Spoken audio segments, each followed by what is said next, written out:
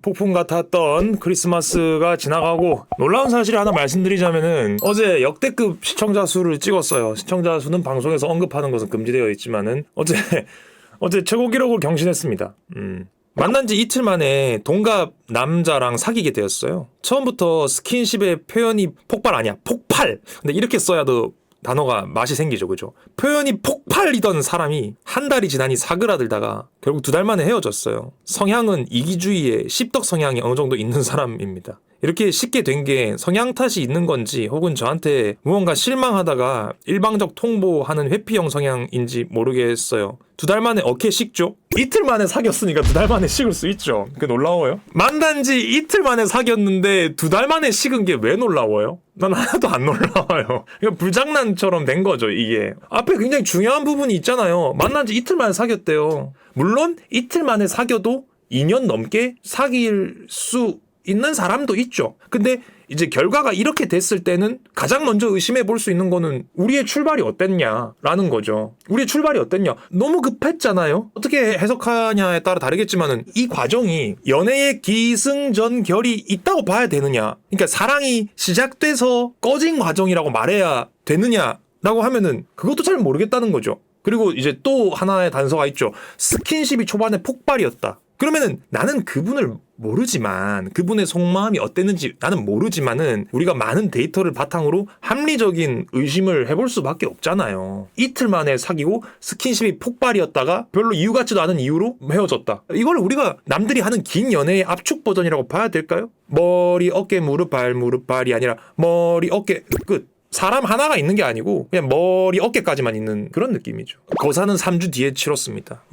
아무튼 간에 말이죠. 여자분들 이런 거 되게 알면 좋은데 사연자님의 상황이 100% 그렇다는 건 아니고요. 이런 걸 하나 알면 좋아요. 내부 고발적인 얘기가 될 수도 있는데, 자, 남자가 이 여자의 성적인 부분만 원한다고 칩시다.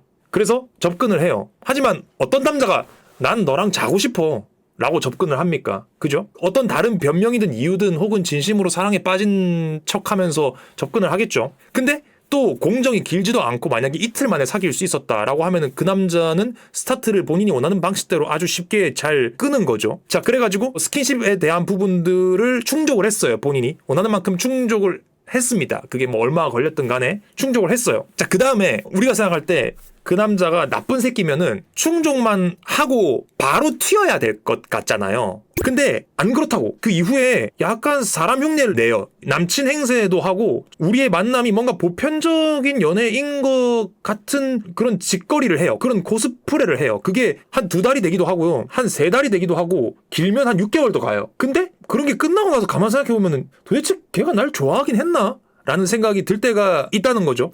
근데 그런 일이 왜 발생하냐면요. 그 남자 입장에서. 그 남자가 결국에 그 여자의 몸만을 원했어요. 그래서 그 몸을 취했어요. 근데 바로 나오려니까 씹새끼가 맞는데 맞긴 한데 내 자신이 너무 씹새끼 같은 거야.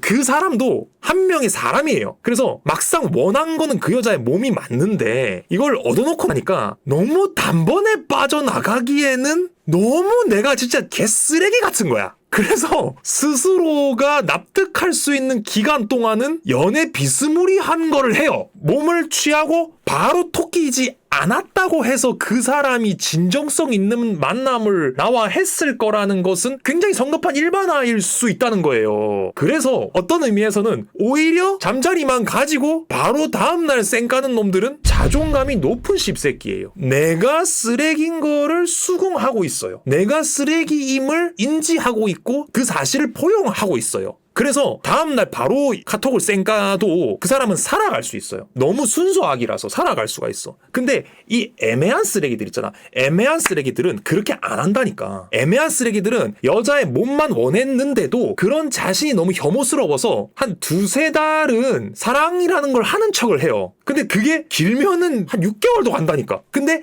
6개월 동안 이 여자를 사랑한 적은 단 한 번도 없어요. 마른님은 전자, 후자 뭐가 낫나요? 똥이 낫냐, 오줌이 낫냐? 뭐 이런 얘기죠. 판단은 본인들이 하시고요. 그러면서 몇 번 더 자고 잘 수 있으면 몇 번 더 자고 뭐 이렇게 되는 거지. 뭐가 낫냐 그런 거는 뭐 본인들이 알아서 판단하시고요. 그래서 상황을 좀 입체적으로 보는 거, 산자님의 상황이 꼭 그렇다는 건 아니고 그런 식으로 될 가능성도 있다라는 거지. 연애 초에 남자가 먼저 결혼 얘기를 꺼내서 양가에 내년에 결혼 계획을 얘기했어요. 한동안 이야기가 없길래 10개월 차에 제가 먼저 말 꺼내니 그제서야 준비가 덜 된 것 같다고 해서 헤어졌어요. 근데 너랑도 결혼 못했는데 그 누구랑과도 할 수 있을까 싶다는데 이게 무슨 심리일까요? 솔직히 전 사기당한 기분이에요. 이게 그거예요. 내가 한 짓이 너무 나쁜데 이거를 스스로 받아들이기가 힘들어서 마음에 없는 얘기를 지어내는 거예요. 그러니까 어떻게 보면 빈말이지. 근데 그 빈말에도 의미가 있다라고 하면 그게 그런 말이에요. 정리를 해드릴게요. 자기가 먼저 결혼 얘기를 꺼냈어요. 여자분은 진심인 줄 알고 양가에 그 얘기를 했어요. 근데 그리고 10개월 동안 별 얘기가 없어가지고 여자가 다시 물어봤더니 그제서야 난 준비가 덜 된 것 같다 이러면서 헤어졌다는 거야. 요까지 봤을 때 남자가 자기가 한 짓은 자기가 생각해도 말이 안 돼. 우리가 그럴 때가 있지만은 내가 한 짓인데 내가 생각해도 말이 안 돼요. 이게 내가 먼저 결혼 얘기하자 해놓고 차일피일 미루다가 안 될 것 같은데요? 이게 자기가 봐도 웃긴 거야. 그러니까 헤어져 놓고는 그런 자신을 정당화하고 싶어 해요. 그러니까 내 행동이 그렇게 찌질하지만은 않았다는 그 이유가 필요해요.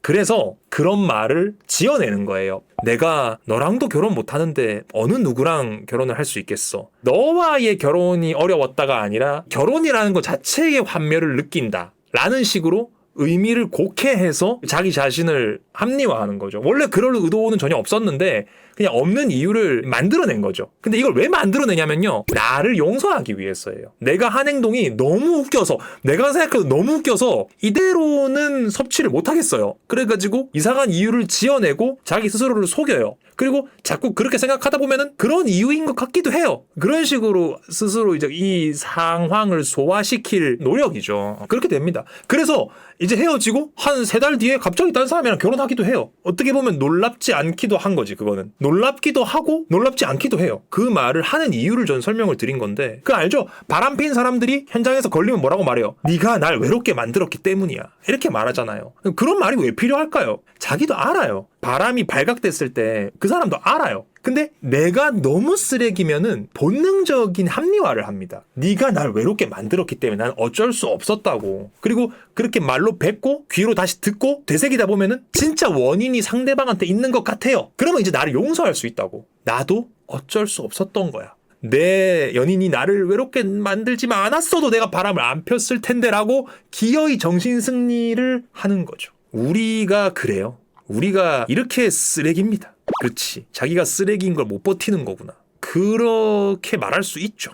그래서 사과를 하는 사람은요, 진짜 용감한 사람이에요. 바람을 폈다는 게 잘했다는 건 절대 아니고요. 바람을 폈을 때 미안하다. 하지만 이건 안 돼요. 바람 핀 게 걸렸어. 물론 바람 피면 다 쓰레기예요. 근데 바람 핀 사람 중에도 층위를 나누자고 한다면 바람 폈을 때 미안하다 에서 끝나야 돼. 근데 이런 사람은 잘 없어요. 대부분 다 나약한 사람이고, 어떤 의미에서는 나약하기 때문에 바람이라는 유혹을 못 이겨낸 거예요. 나약한 사람들은 미안하다 하지만으로 시작하는 무슨 말을 자꾸 하고 싶어 한다고. 미안하다에서 멈출 수 있는 사람은 정말 많지 않아요. 미안하다, 근데 미안하다 하지만 미안하다, 솔직히 말해서, 이런 식으로. 여기서 이제 재활용과 일반 쓰레기가 나눠지는 거죠. 비유가 맞는지 모르겠어요. 사람이 이렇게 간사합니다, 진짜로.